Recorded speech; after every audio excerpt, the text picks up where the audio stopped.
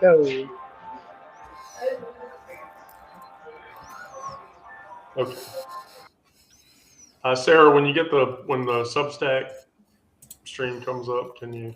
Oh, let me take a look. I am watching for it. Okay, watching for it. You got somebody else watching YouTube?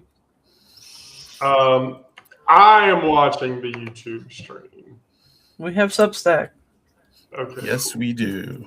Okay, so there's Substack. And we already have people populating Substack, so that's usually a pretty good sign. Let me just shore up my windows here a little bit, make sure I have everything before we get started with today's loveliness. Okay.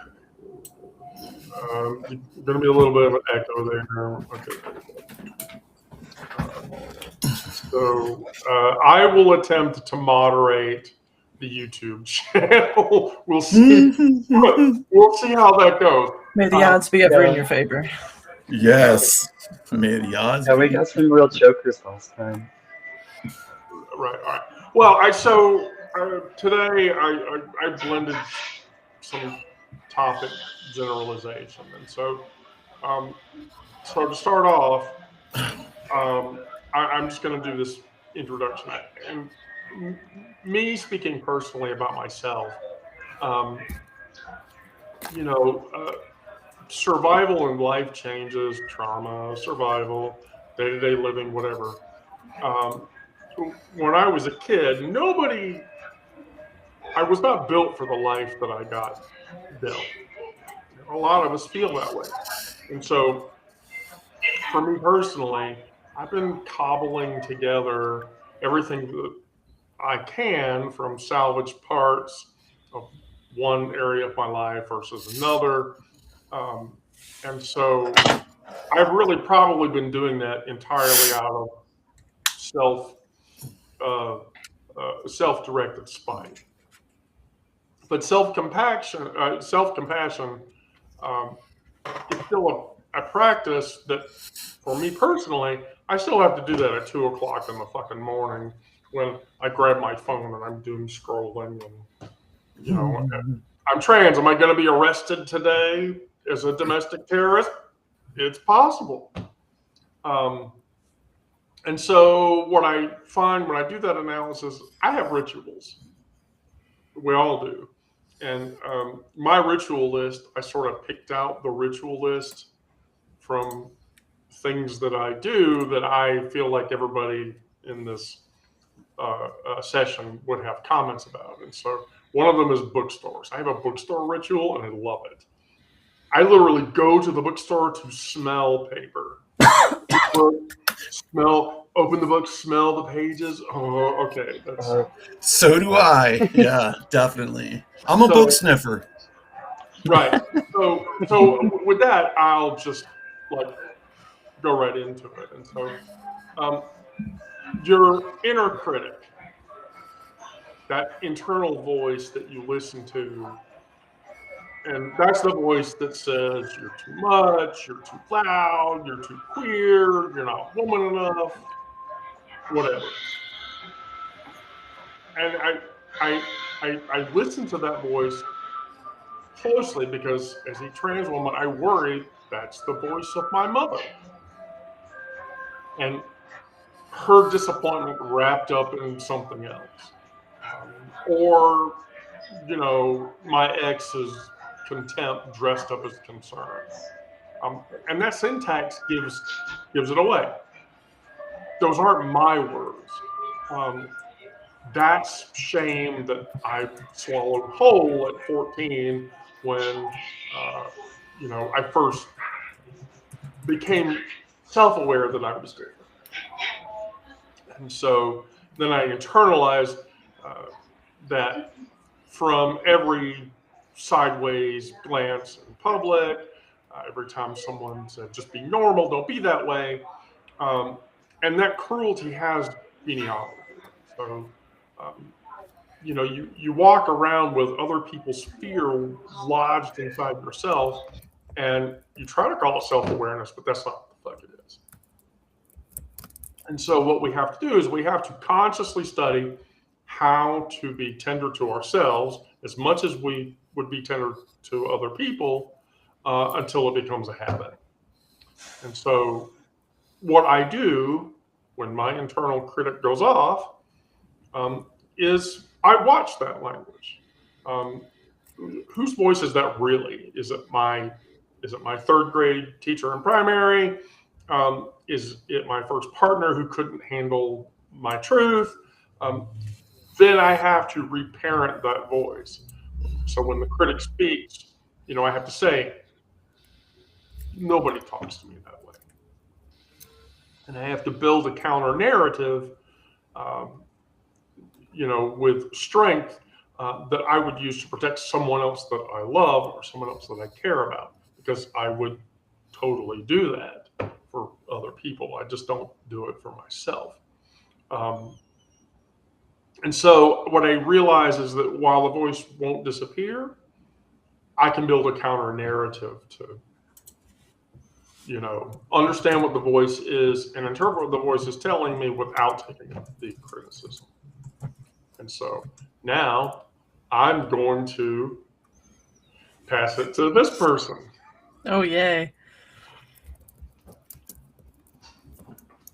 I mean, I've done a lot of thinking about internal dialogue, but you're talking about specifically internal critic. If you want to talk about internal dialogue, do it. No, not really. No, I think that's bullshit, because I know you wrote a story about it. Yeah. Yeah, I did. Several, actually. I mean, yes, I do have the internal dialogue, the negative internal dialogue, the positive internal dialogue, and then neutral and whatever else. I can't really say that I attribute a specific voice to the negative. Sure, the words they belong to somebody that's not me. I think the first instance that I can remember of not it being internal dialogue, but where it would come from would be from my dad. Just that stupid song that he came up with about me being too serious.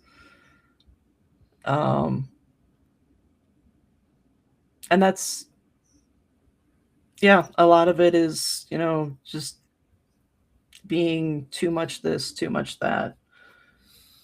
And it usually has to do with some kind of emotional thing, because it was always, you have to look at things logically. You can't be emotional. You need to look at things logically. Otherwise, you're going to get caught up in whatever. And so for the longest time, it's just been about, pushing down the emotions, not allowing myself to feel them, just, processing life and just trying to get through it rather than experiencing it or enjoying it.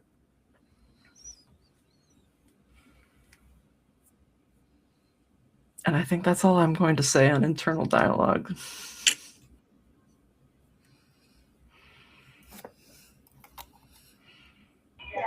Oh no, it's me.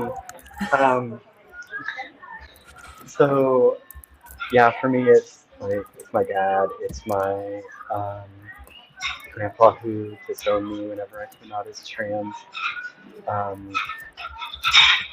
Growing up, there was a lot of here are your expectations of what being a man is, and none of that ever felt right.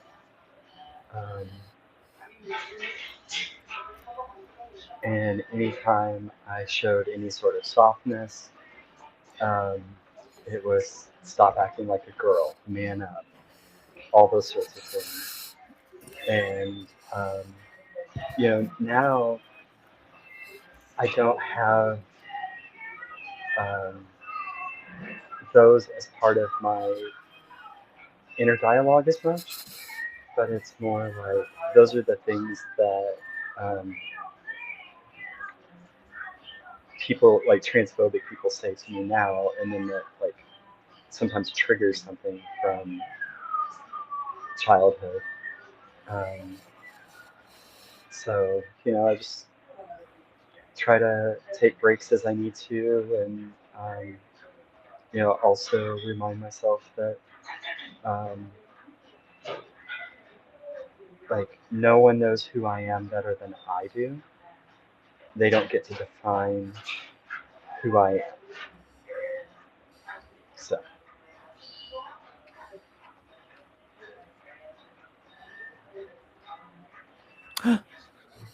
You raise me up. Brandon, if you're going to start singing hymns, you need to warn everybody. you have to It's tell not us a where to hymn. turn in the hymnal. No, that's not a hymn. It's a her. Now, I was. Well, speaking of hymns, part of my internal dialogue, I think, comes from the church, and I think Miranda can relate to this, like not wanting to display my talents or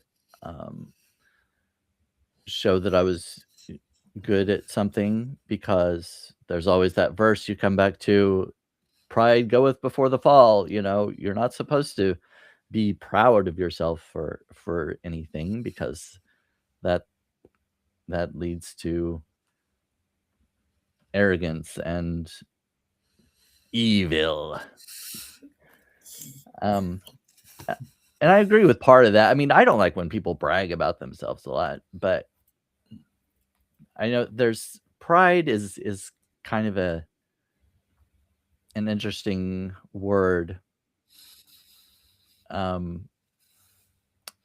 always had a kind of an issue with that as far as the Pride Month and LGBTQ plus.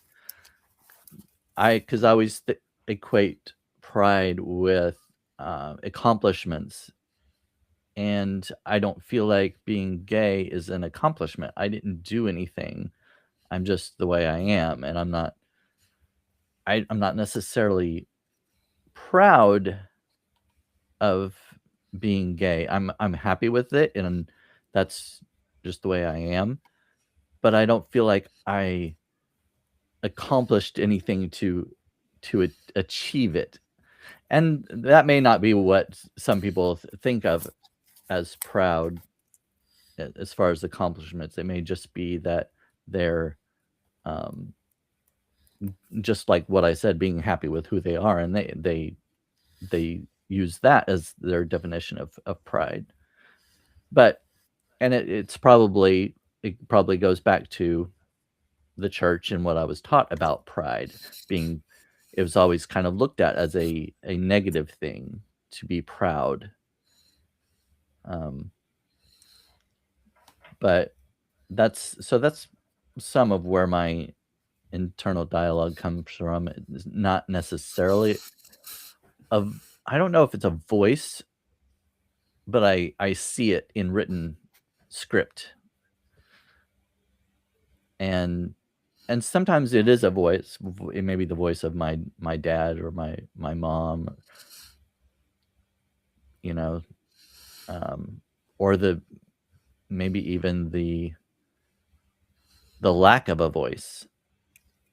If I do something that I'm proud of, or that I something some kind of accomplishment, there's nobody, there's no voice to back that up and to say that you did well or whatever, because that's what happened when I was younger. There wasn't a voice that said good job, well done, I support you in this.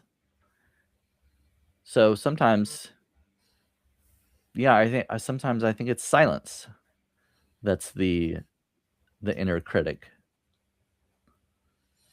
Well, I'm just going to interject that on the point that you made, because I wanted to point this out, is, you know, the effort to be trans, or the effort to be gay, or the effort to be whatever it is.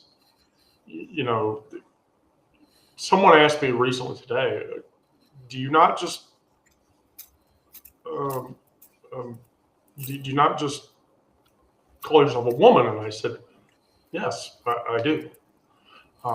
And so, you know, it's a lot less about identity necessarily, even though dysphoria and dysmorphia fuck all that up, or any more than orientation. When you walk outside, Brandon, people don't look at you and go, that guy's gay.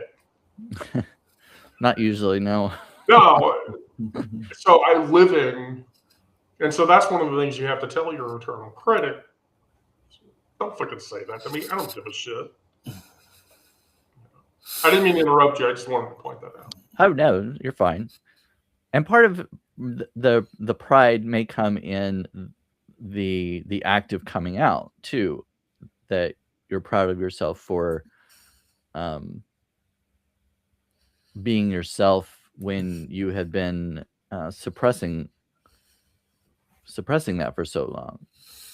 Not necessarily the fact that you are who you are, but that you have I don't know, I'm not sure what I'm looking for, but achieved a higher sense of self, maybe. And that may be where the pride comes in. Proud of myself for achieving that level. I would agree with that. All right. Internal dialogue. So yes, I've had internal dialogue for most of my life. I've told people this before, but I've taught a class in my head for over 2 decades.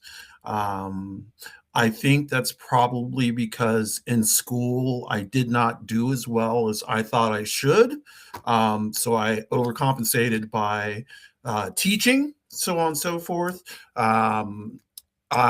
It's part of my executive dysfunction that I was never able to get as far as I wanted to in school.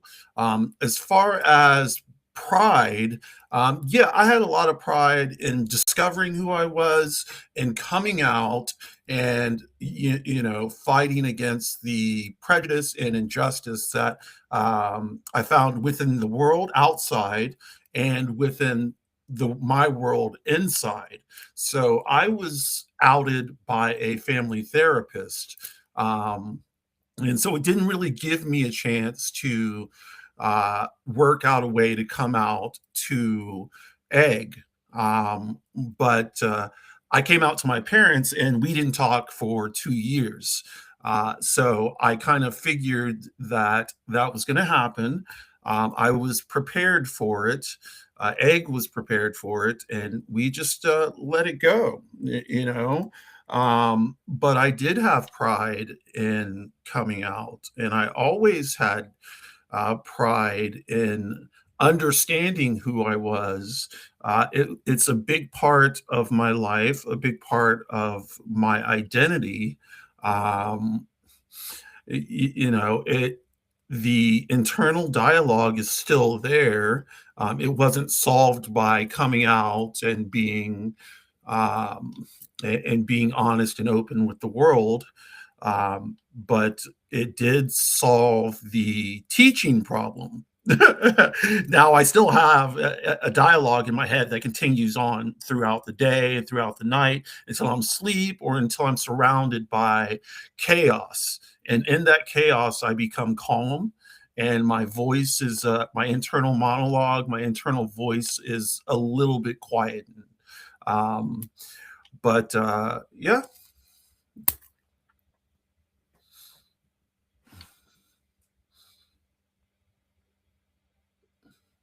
talking in the mute again. I think that going into that narrative about the internal critic forces us to examine the concept of self-compassion.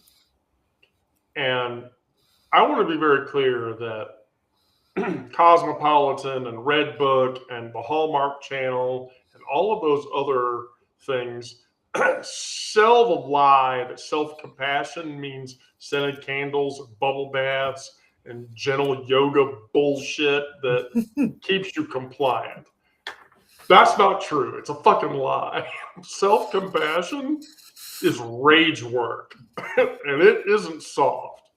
Because while you're doing all the yoga mat bullshit with the scented candles and the soft Will Ackerman music in the background, and you're drinking green tea. I'm not picking on you, Miranda, when I say this. You sit there and you're bleeding out from the internalized oppression and calling it you're being hard on yourself. That's bullshit. Self-compassion isn't about being nicer to yourself. It's about refusing to do the people who are oppressing you their work for them. So every time you minimize your pain, every time you dismiss your needs, every time you accept less than you deserve, you're saving the people who are trying to oppress you the effort of grinding you into dust, which is what they're going to do anyway. And so what we have to do, caring for myself is not a self-indulgence. It's self-preservation. And this is an act of damn near political warfare. The practice, so it forces you to, I have to do this. I have to practice friend voice translation. So when I catch myself in a self-attack, and I do this all the fucking time, people who have talked to me and been around me, I'm like, I'm shit, I'm sorry, it sucks, I fucked up, I'm a bad person, whatever. I have to stop myself, and then I ask, what would I say if my best friend told me the same story about themselves? Not toxic positivity, bullshit, genuine compassion that acknowledges the wound and refuses to make it bigger. If my friend came to me and said, I lost my job, I wouldn't say, you're worthless, you're a piece of shit, they fired you, and that's what should have happened. I would say that's devastating. And also, capitalism is a hellscape designed to extract and discard everything that it doesn't give a shit about. And I'm sorry that you had to experience that. And what can I do as a person to support you? That's what I would say to my friend. What self-compassion teaches you is you have to say that to yourself. This morning I had an occasion where my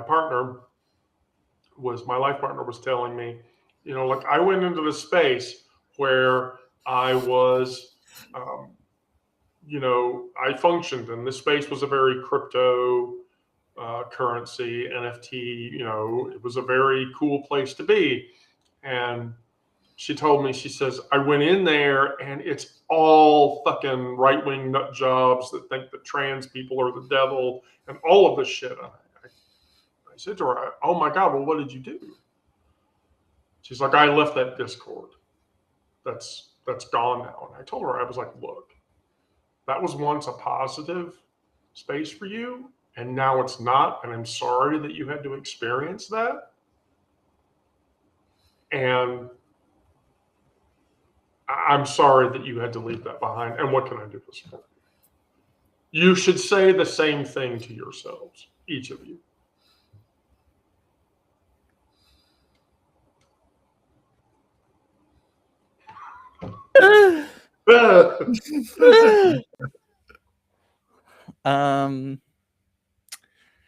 Well, self-compassion, I think, kind of goes.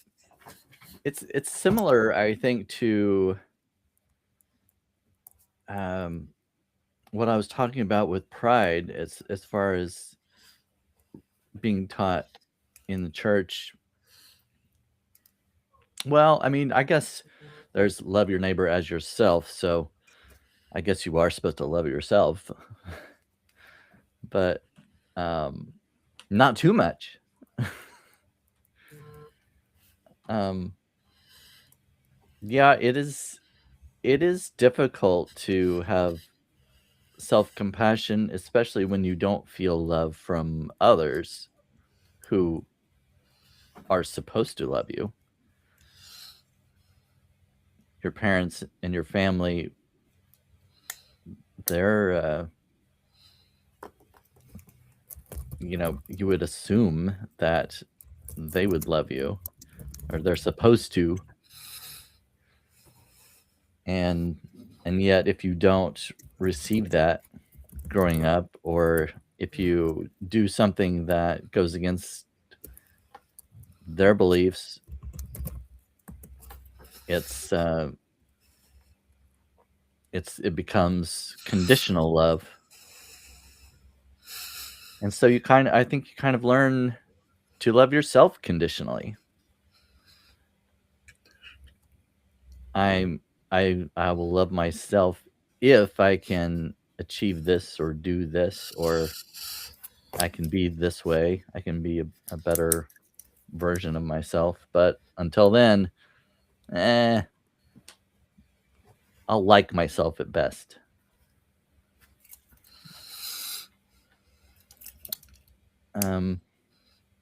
Yeah.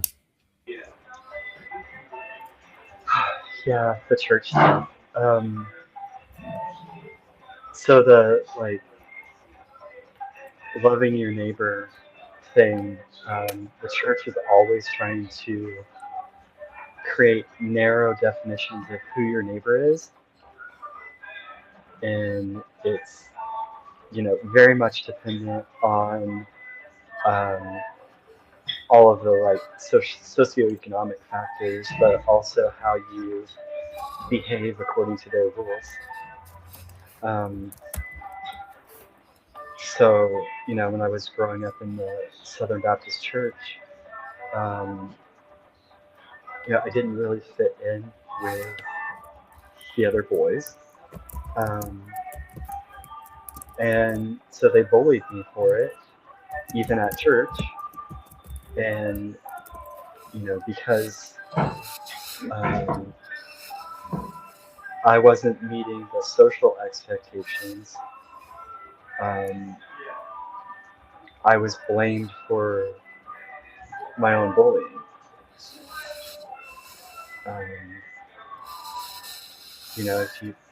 If you did this, that wouldn't happen to you. If you did that, that wouldn't happen to you. And so it's hard to get to a point where you can say I don't deserve that treatment,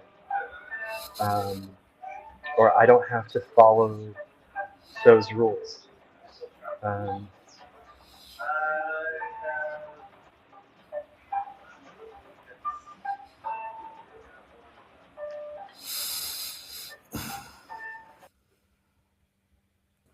Because I need to unmute.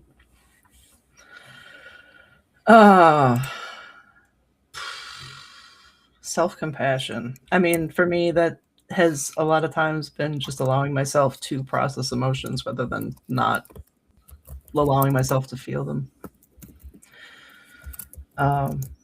And a lot of times that ends up looking, because of how much it's been just pushed down, it ends up coming out as rage, and I allow myself to go out in the yard and throw cinder blocks around. Although not so much anymore because they're all in use. But I mean, I've got a fire pit, so I split wood and whatever, just to try to get that, basically turn the emotions into energy and process them that way. But also it's, taking the time to acknowledge the fact that I have these feelings, and that that it's okay that I have them. Sometimes it looks like, watching something sad intentionally to make it so that I can get those like bluer emotions out.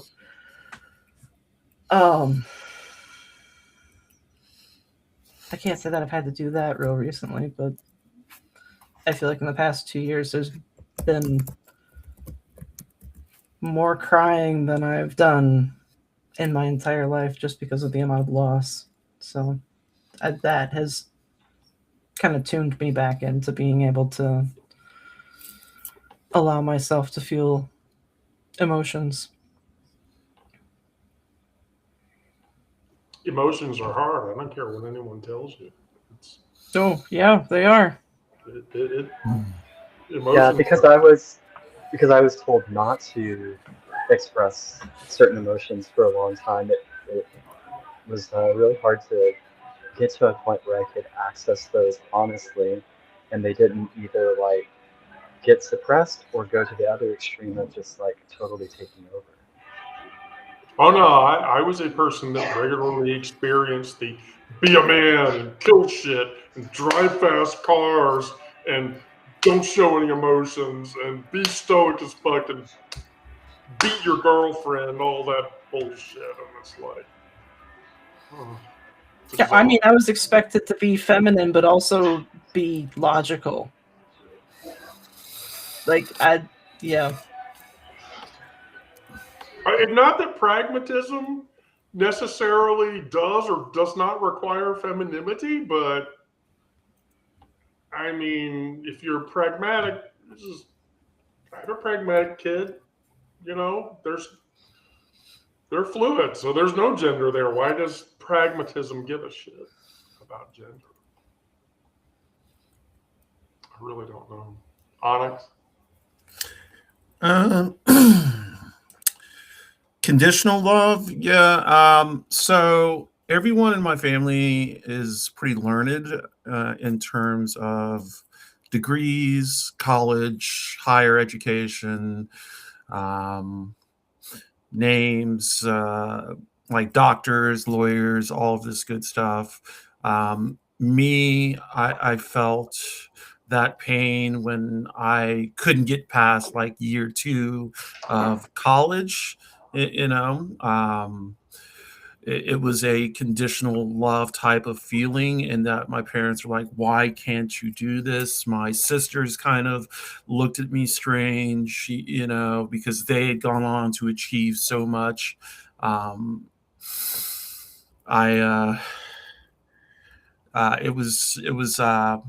That's hard, and it still is hard today, because I look at my extended family, and I look at my parents, and I look at my sisters who have achieved so much, and I'm just sitting here, achieving in my own way, but not like on the world's big stage. It feels. It feels yeah, I can't get into that, but I'm gonna stop there.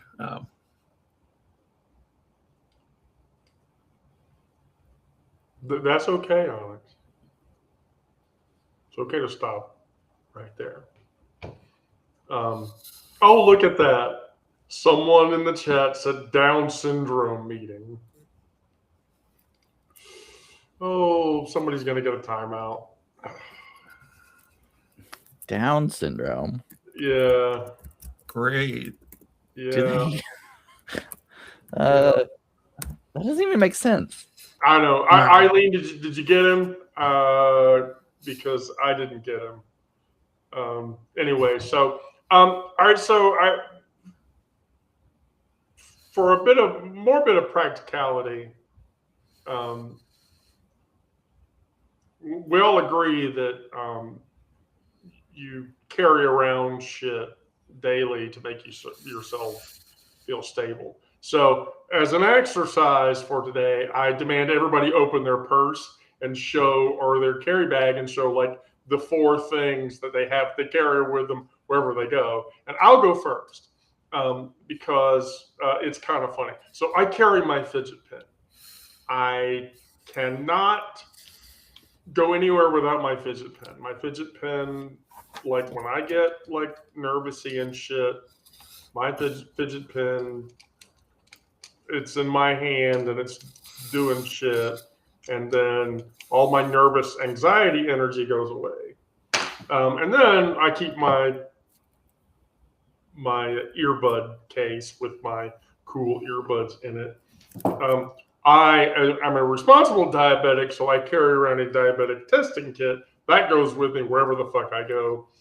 And then I carry this little tin of beeswax that somebody gave me because I'm older. And so I experience muscle aches and pains all the fucking time. And so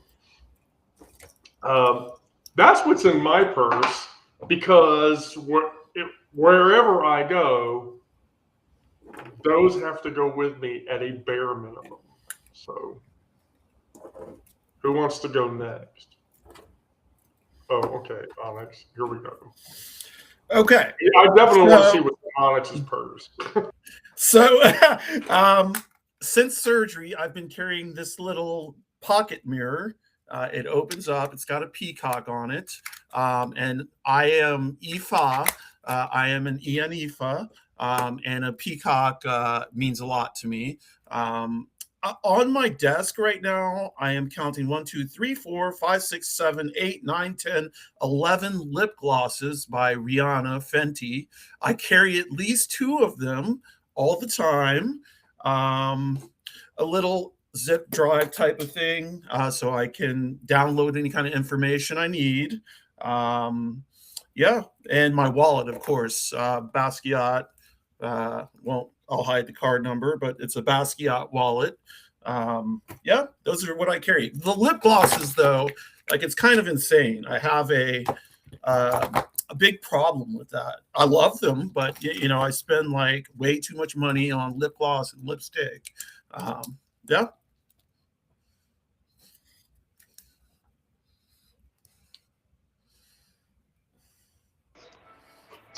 Okay, lip products. Lip products. Lip Yes. products. Lip products. Lip products. So all of those are in my purse right now. So it's one of those things that when I'm feeling dysphoric, if I can step away and like reapply my lip products, that just brings me up. And also my lips get dry, and I live in an arid place, so lots of these are like super moisturizing. Let's see, I walk a lot of places, so you gotta, if you're a woman who walks a lot of places, you have to have protection. Carry this pocket knife. Before I transitioned, I was Dangerous. Oh yeah, well, 2-inch pocket knife, so dangerous. So before I transitioned, like, I was the Boy Scout who always carried a pocket knife, and that was something that, like, it was nice to have that tool around, and so, you know, now it's a purse item. This is something my wife got me. It kind of jingles. I don't know if you can hear that. Oh. So it just sits in my purse, and whenever I walk, just like the motion of my purse moving will make that sound, and it's really comforting. And then I always have butterfly hair clip clipped to the strap of my purse, just in case I need it. But the way that I carry it, like, because it's external to my purse, a lot of people comment on it. So, you know, it's a big hit. Yeah, those are things that I carry.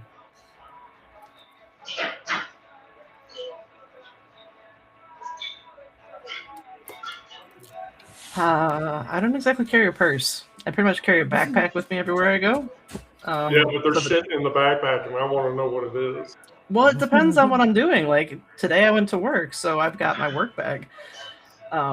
Completely different regimen of things because there's some things I can't take to work.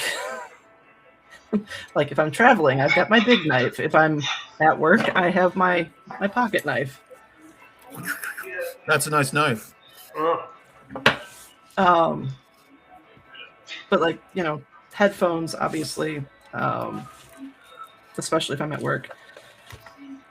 In my work bag are my compression gloves. Those are a necessity.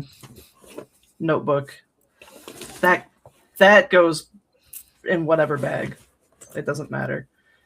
The notebook always goes in whatever bag it is. Yeah. No, Yeah, that and my planner gets switched between bags all the time.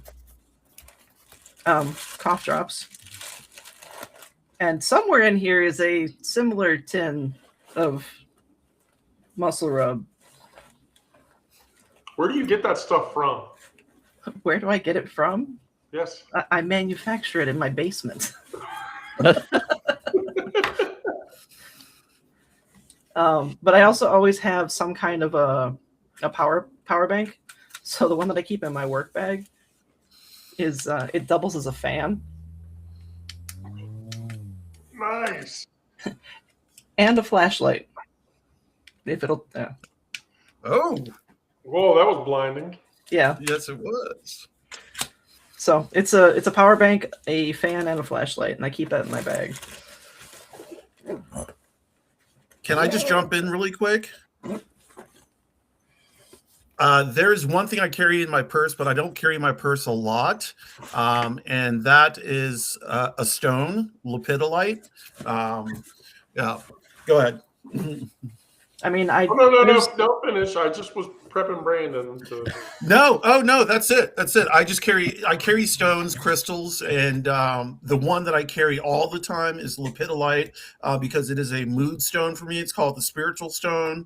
It also has some lithium in it, so it's calming. And with bipolar disorder, I want to try and stay as calm as possible. But yeah, go ahead, Brandon. Sorry. Well, mine's I'm pretty boring because I don't carry a bag, but I just carry my wallet, my phone, and my keys basically. In my car, in my little console, I've got a bunch of junk, phone charger and lip gloss. Hey, lip gloss. Hey.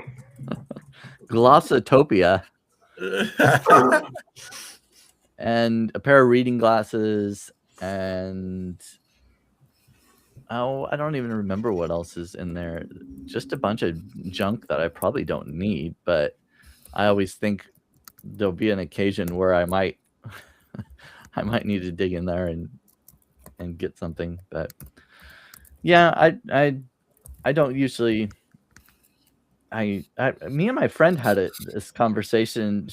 She carries a purse, of course, and she just can't understand how guys can just go, without stuff. because guys have bigger pockets. There we go. Yeah. Yeah, she's like, "Oh, and how does your wallet not fall out?" And I don't know. It's like a tight pocket. It just stays there. It doesn't. I've never had a wallet fall out of my pocket. I don't know. My dress has. Yeah, that was the worst part of my transition was going to clothes that didn't have pockets anymore. Oh yeah, I've heard that. So I buy dresses now that have pockets for a fucking reason. Yes. I used to have a pair of jeans that I could fit an entire bottle of water in the pocket, and they were women's jeans. Wow. Gosh, I can't imagine. Okay, well, the last thing that I had for today was the ritual, because I did this ritual recently. And that's secondhand bookstores. Now, we're all writers or content creators or whatever, and so that's why I felt comfortable talking about it. And so, in my locale, there's like this cheap used bookstore or whatever. And so when you look at the place from the outside, it looks like a cheap used bookstore. But the lady that works in there is really, really nice. Every time I walk in there, she's really cool. And she always like, oh, I got a bunch of stuff in that you might be interested in or whatever. And so, but every time I do that, I'm in there just running my fingers across cracked spines, and the smell of decaying paper is intoxicating. And the whole reason I go in there is to find like the one thing that might be related to something on my reading list that I've never touched before, and I'm going to read it. The last time that I was in there was some random manga that I read like 30 years ago, and they had a used copy of it. And then Barlow's Guide. If you're a science fiction reader, you know about Barlow's Guide to Extraterrestrials, and they had a copy of that, which that book has been out of print for fucking ever. And so when you find a copy of it, it's totally worth it to pick one up. And so you practice the skill of ritually going. The subject matter of discussion is ritually going somewhere. It doesn't have to be a bookstore, but there's a reason you go to that place because of the emotions that it elicits. And so like Baldwin says, not everything that is faced can be changed, but nothing can be changed until it's faced. And so, Ooh, love that. This is more a discussion about just comforting ritual behavior. And so I ask myself every day, what am I looking for when I go into the store? I went to Powell's in Portland one time, and I swear I didn't come out for a week. No. I haven't been there, but I know that place is huge. Yeah. So here's the thing about Powell's. Powell's is in downtown Portland, and basically what they did was they bought a 4-floor office building, cleared out all of the furniture on all 4 floors, put in some stairs, and then turned it into the largest bookstore, in my opinion, largest bookstore in the U.S. You need to come see John K. King. Or Strand. I don't know. Powell's has a reputation. So does King. So does the Strand. Well, yeah, that's true. But nobody talks about that. Nobody talks about that reputation. You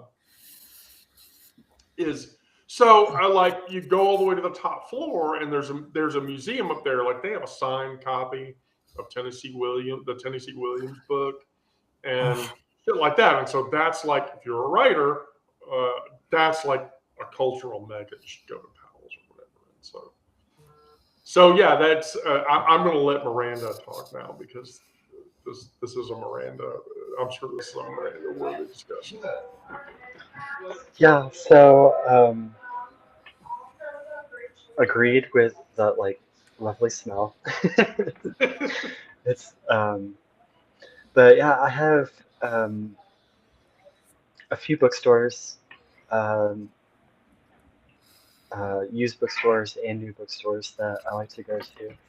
And for me, like, I have a reading list. I have a mental reading list of things I want, or authors that I would like to check out. But I never go with a list. I always just like walk in and just browse and let the books tell me what I'm getting. There are a few like sections that I'll focus on. I love old novels, especially ones written by women. obviously the poet is going to check out the poetry section, and so many bookstores have, like just this one tiny ass little shelf for poetry, and that's a shame. But there's some wonderful used bookstores where, they've gotten a lot of that in, and it's a more expansive selection. Um, I look at um, books on different like um, spiritual traditions and theologies and stuff like that. Because even though I've stepped away from um, the practice of some of those things, it's still a really interesting topic to me. Um, and yeah, so I just go in and spend some time with the books until something pops out and demands to take my money from me. It demands to take your money away from you. I find that. Well, in 2020, a lot of bookstores shut down, and some of them went completely out of business. Some were able to open up later, but a lot of I can't think of. There are a couple of names of some bookstores that have. I can't remember. There was one I remember. It was a pretty popular one, and it completely went out of business. At least physical stores. There are some Barnes and Nobles that have shut down, but even after restrictions were lifted in for COVID, I started writing on Medium, and I was reading so many articles of other people trying to reciprocate engagement and things like that. And that was most of what I read. I very rarely read books anymore after that, because I was reading so many articles. And then on Substack as well, I've read quite a bit. And I hardly ever go into bookstores anymore. There aren't any around where I live, so I would have to travel a little ways to actually find a specifically a bookstore. There's something about there's two phenomena: the coffee shop and the bookstore. And if you're lucky enough, there's one that's both of those that's nearby. Yeah. I'm at the coffee shop right now. Yeah. And so, from a ritual, like, would you go to a coffee house, Brandon? Oh yeah. Yeah. That's the same comfort ritual that I think I was really sort of trying to drive at, is that, there are things you do that make you feel good. Yeah, I do like exploring different coffee shops, especially ones that aren't part of a chain. I do like Starbucks sometimes, but I prefer to visit independently owned coffee shops. Yeah, an independent cafe, not corporate bucks. Yeah. Like the coffee shop that Miranda is in, which, by the way, I have been in with her before. Yeah, and it's just about half a mile from our place, and so I almost always walk over here, and that's part of the ritual too. Is the walk, and the people I'll see along the way, and then when I leave, I'll get if my wife is having a work from home day like she is today, I'll get her a drink on my way out, and so it's all part of the thing.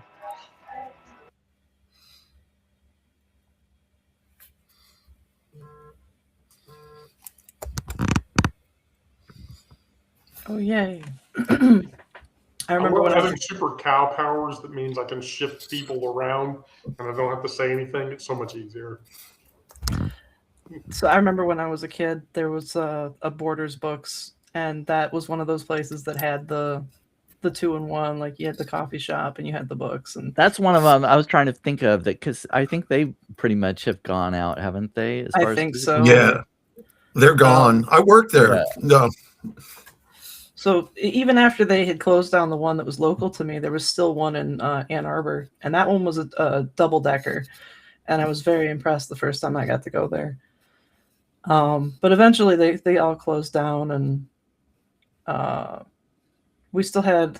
So we've got, not anymore, but there was a little bookstore, even more local than Borders was. It was called the Little Professor. And I remember going in there when I was even younger than when I went to Borders, and I would like buy comic books and stuff. And my mom was always going in there to get my dad's newspaper, and so it was a weekly ritual. But more than going to bookstores, it was every day after school going to the library with my friends. And we would go there because we didn't really have any place else to go. We couldn't go to anybody's house because, everybody's parents had either stuff going on or were working late, so that there was no supervision. And granted, like we still weren't having any supervision at the library really. But it was there that I realized that the smell of books has a weird physiological reaction. Like I have a weird reaction to the smell of books, and I thought it was just books in general. But then when I went to like new bookstores, it doesn't happen. So it's like just older books and the combination of the smell of the decaying glue maybe and the dust. And it was really bad when I went to John K. King. That one's at least a 4-story bookstore. They do have a freight elevator that you can use if you are have mobility challenges. And then they also have like art and stuff in there. And my child has expressed an interest in getting some of their artwork hung up in there for sale. But yeah, the smell of books kind of makes me need to use the bathroom to not put too fine of a point on it. Okay. I don't know. Smell of books inspires you to pee. Is that No. okay? No, to poop. Oh, I'll just say this.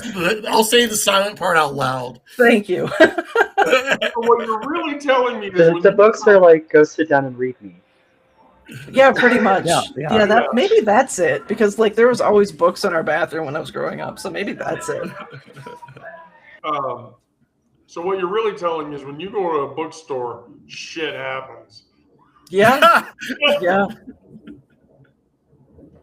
Absolutely. Shit happens. By the way, before I take you out of the spotlight, I just want to point out, by the way, Powell's blows the doors off of J.K. King. I guess I'd have to see it for myself. So Powell's is 69,000 square feet, and Nice. and then versus J.K. King's, which is 60,000 square feet. So you know what? Powell's is the bitch. Yeah, but there's more than one location for King.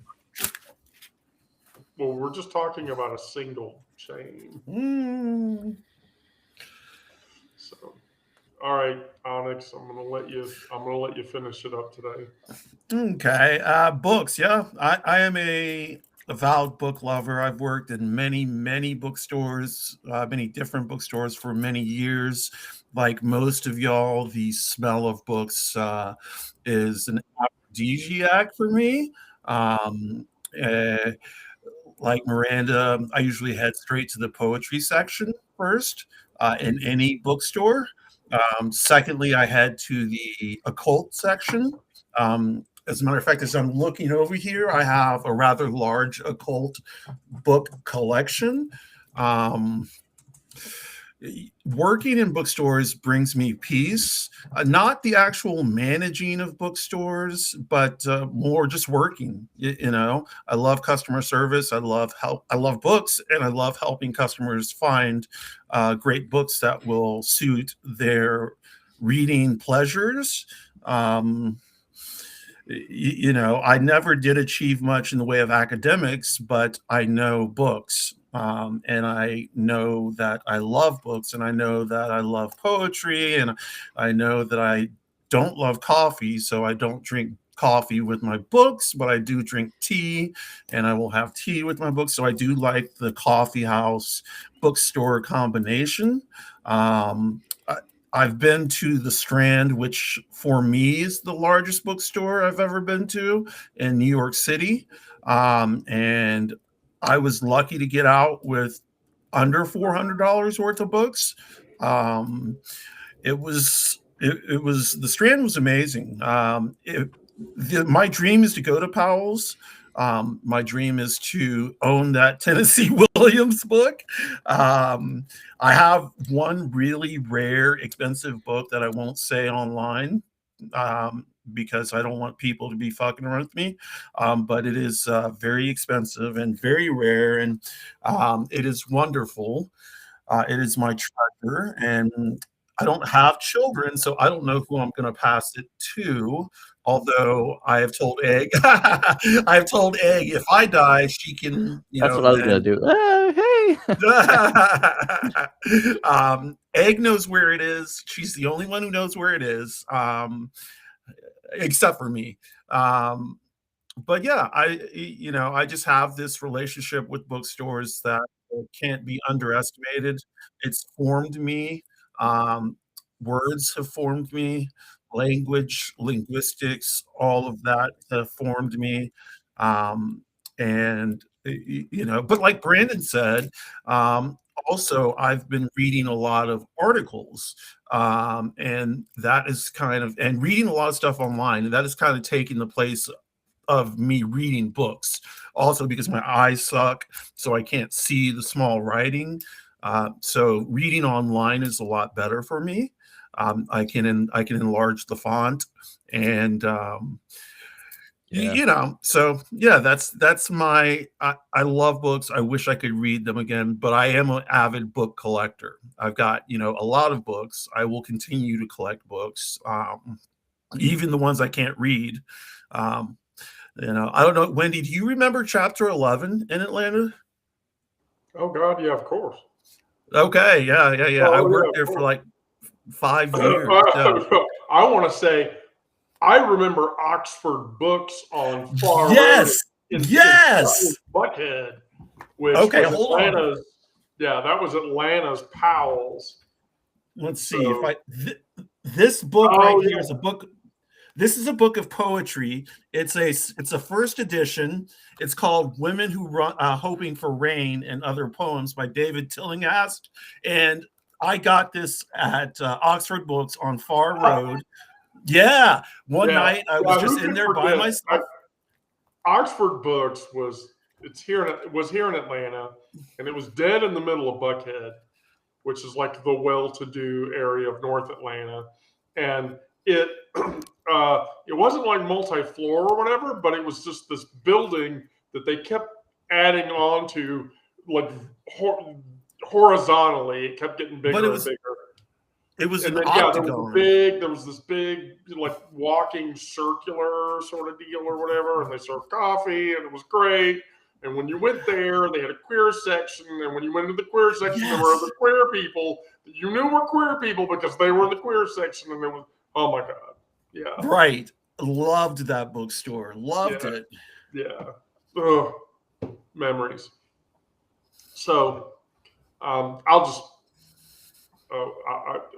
I'll do a close here.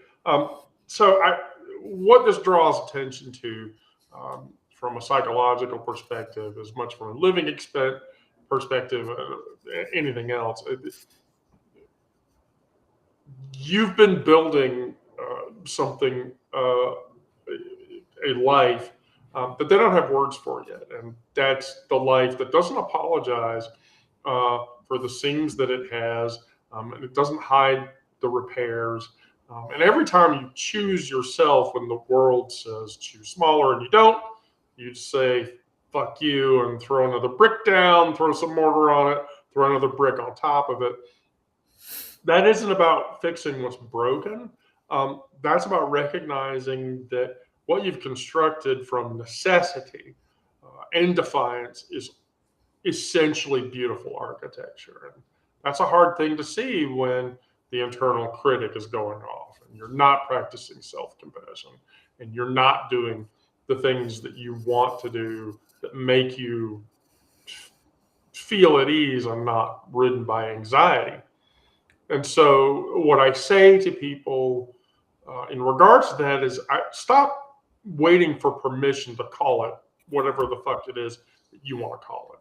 Your home, your safe space, whatever. The foundation that you pour in that darkness is setting, and it's not going to go anywhere. And so what you really should do is just stand on it and then continue to build that thing that casts others, shadows that others can shelter in. Because honestly, at this point, I have no idea. A year from now, am I going to be labeled a domestic terrorist? Is fucking Trump going to send stormtroopers to my house to arrest me? I have no fucking idea. None. But I said this in another session.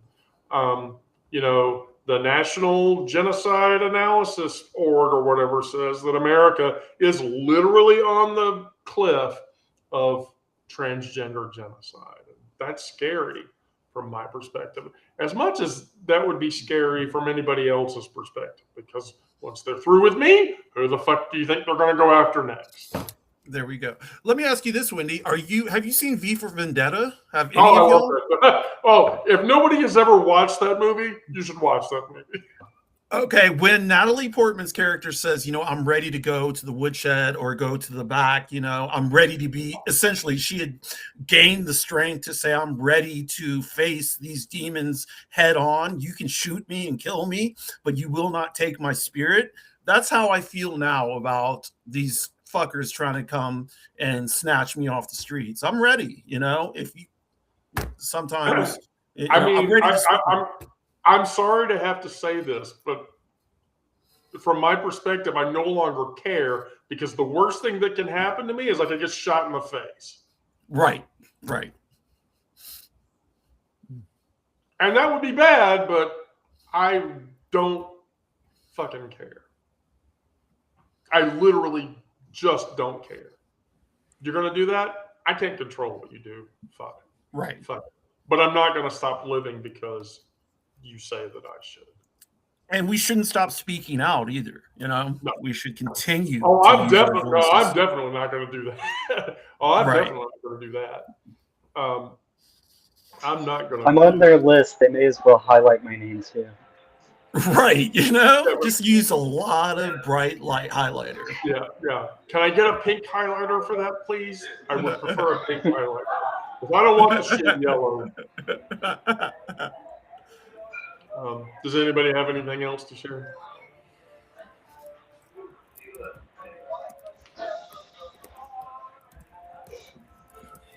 Gosh, okay. Well, I love you all.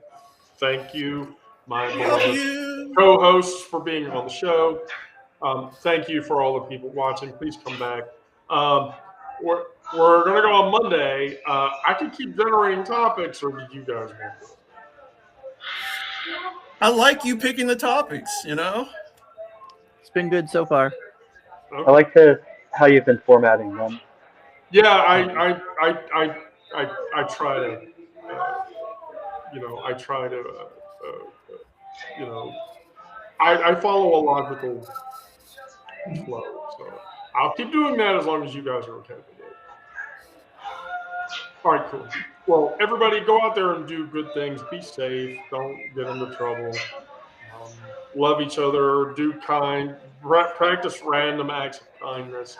And we'll be back on Monday. Get into good trouble, y'all. Good trouble. Good trouble. Yeah, good trouble.